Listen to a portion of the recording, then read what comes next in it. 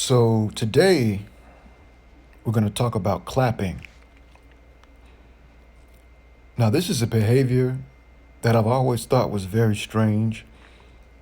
Um, Sometimes you're in a setting where you're expected to exhibit a certain behavior, as in when you're at a comedy show, there's this urge to laugh. You want to laugh. The audience is ready to laugh because they know they're at a comedy show and there's going to be someone who's trying to make you laugh. Now, this is the origin of clapping.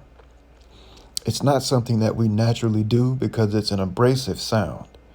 Now, what you'll find is that with animals, um, they've either been trained by humans to do it, or it's for approval, or they do it as a sign of aggression.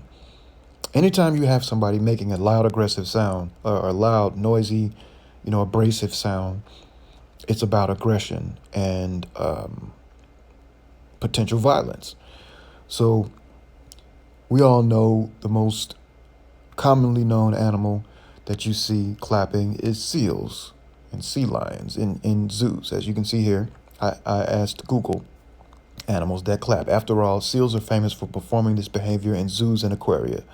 However, there is an important difference. Whereas captive animals have been trained to clap for our entertainment, gray seals do so in the wild. So why do they do it? So we went back here further, and it says seals clap at each other to warn off competitors and attract potential mates. Um, I don't believe that they do it to attract potential mates. It doesn't make sense. But to warn off competitors, yes, that makes perfect sense. And this is a display that you see in modern humans also. What they'll do is they'll clap while they're saying something aggressive, like, I'm going to do it. Why don't you get out of my face? Because it's just for emphasis. There's this impact of I could be slapping you instead of slapping my hands together. Now it says something about breeding season, and once again, it says that otters do it to warm up, keep their hands warm above water. That doesn't really make sense. A lot of times people just make up stuff. It says that primates don't really do it. Oh, gorillas, yeah, they beat their chests, also in aggression. But let's find out why humans clap. I've always thought this was a very strange behavior, and I've done it. When I'm in a room, a lot of times I consciously have to make myself not clap because of that, not peer pressure element, I guess the groupthink element, where we're all susceptible to that, and you have to actually consciously tell yourself not to because most people are agreeable, and I am naturally agreeable, but I've kind of trained myself to be disagreeable, and I've been trained through experience, I think. So generally, I can be a little defiant of things like clapping and laughing at comedy shows, and I don't really go to things that require you to clap and laugh anyway. But let's find out a little bit about the different applause customs throughout cultures and history. Applause is primarily a form of ovation or praise expressed by the act of clapping or striking the palms of the hands together in order to create noise. Audiences usually applaud after a performance such as a musical concert, speech, or play as a sign of enjoyment and approval. Now, there's this observation factor. It's an audience. So someone who's involved is not necessarily going to clap. Now, sometimes if you might have a sports team and they'll clap together to create excitement and aggression and to encourage each other. And that's what clapping is about. Personally, I don't believe that people should be encouraged to do things. Um, Animals don't encourage each other to do things. They have natural behaviors. I mean, they reinforce these natural behaviors with rewards and punishments. Um, but that usually involves violence. So clapping is not part of the animal repertoire of behavior most of the time because they're just going to act. They're not going to do something as passive aggressive as clapping. So the history of clapping, and this is just Wikipedia, but for the most part, something like this, Wikipedia is fairly reliable, at least to get an idea of what we're talking about. The age of the custom of applauding is uncertain, but it is widespread among human cultures. We don't need to read that. Okay. The ancient Romans had set rituals at public performances to express degrees of approval. Snapping the finger and thumb, clapping with the flat or hollow palm, and waving the flap of the toga. Now, different cultures have different things, just like African people around the world suck their teeth in a certain way. Now, in the Caribbean and Africa, it's a different type of thing. It can have like a prolonged teeth sucking. It's like, you know, I don't know if I want to do like a weird impression, but it's like, but see, in so-called black Americans in America, it's like this, right? So it'll be a sign of disapproval. In African culture worldwide, it's a sign of overwhelming disapproval, among other things. But mostly, if somebody says something that someone's lying about, they might say, "You lying? I don't know about that." That type of thing. I had a friend, one of my best friends, well, my oldest friend in the world. He always sucked his teeth. Um, Not I don't do it as much, but sometimes. Um, but that's just an example of these different customs that are cultural and biological, but mostly cultural.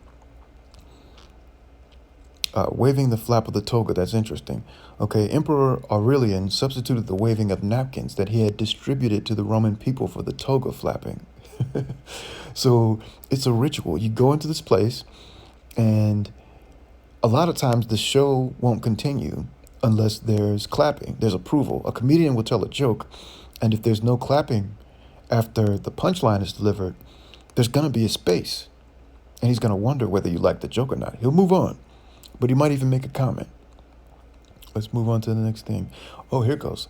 Similarly, a claque, French for slapping, was an organized body of professional applauders in French theaters and opera houses who were paid by the performers to create the illusion of an increased level of approval by the audience. I mean, that's ritual taken to a whole nother level. So now we're getting into kind of a capitalistic sense. And capitalism is always artificial at some point because there's the idea of generating and creating and guarding and harboring more and more and more capital to then get more capital. In Christianity, it says, customs of the theater were adopted by the churches. Eusebius says that Paul of Samosata encouraged the congregation to indicate approval of his preaching by waving linen cloths. And a lot of times in churches, they still do this type of thing.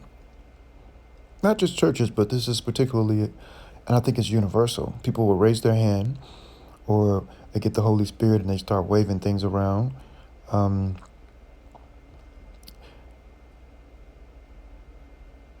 Interesting. Here we're going to see, okay, protocol and variations. Well-recognized politicians, actors, and musicians often receive applause as soon as they first appear on stage. Now, I'm about to end this, but there's this custom that exists in the West called the encore. And I've done little performances as a musician where there'll be an encore. And what happens is you leave the stage, as mentioned here. They didn't mention that, but you appear on a stage and then eventually leave. And if you did something that they really like and they want more, then they'll continue clapping longer and longer to express more and more and more approval. Now, if you go to like a Broadway show opening or a theater opening or something like that, a lot of times the encore is like a ritualized thing. And a lot of times part of the audience is ready to go, but the encore is still going on. They're clapping, and some people will leave and some people will stay just out of custom.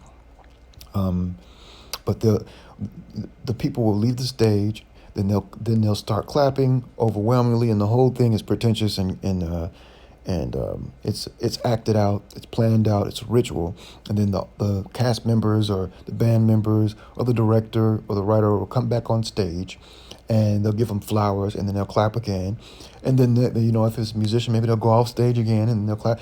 They'll keep doing this until the ritual is over.